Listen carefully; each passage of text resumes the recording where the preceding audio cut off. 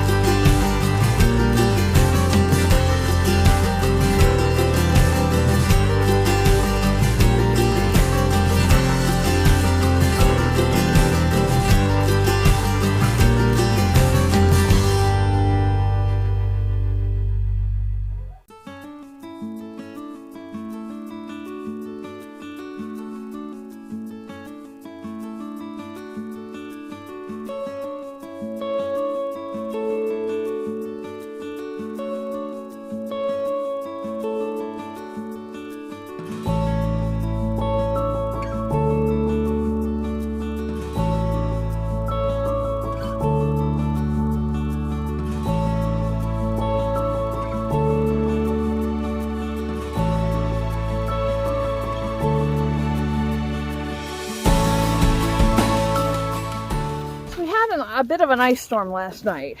I mean, I say ice storm. It rained. It got below freezing. The roads froze, but everything got salted. We had a little bit of a glazed ice. Nothing too bad. But we were prepared for this trail to be icy because we're further west and north and they tend to get worse weather than we do.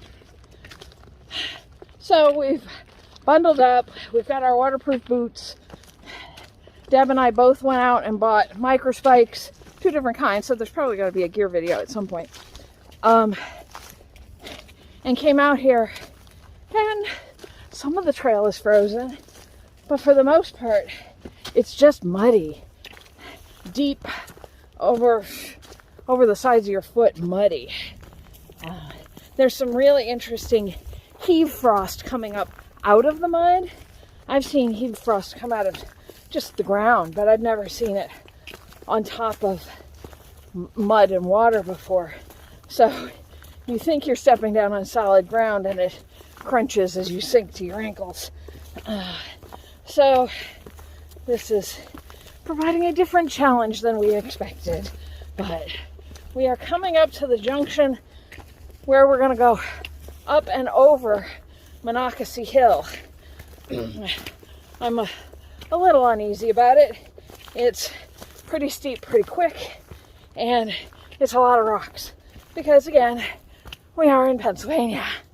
But all right, let's find this junction and get climbing.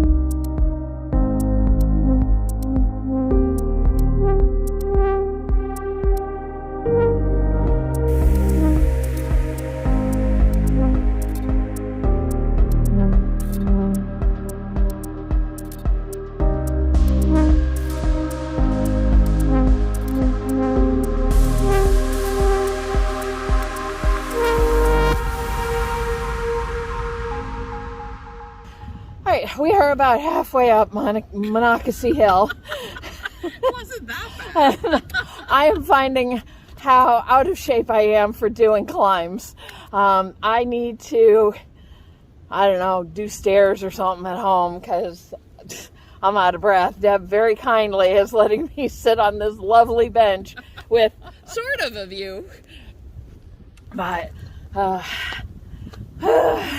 it's amazing how fast you lose that cardio fitness when you aren't out doing it every week, if not every day.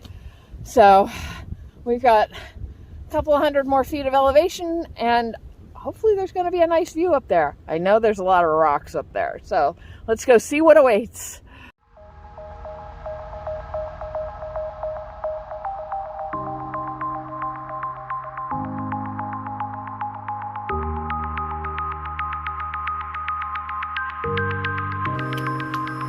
Well, this is looking very familiar.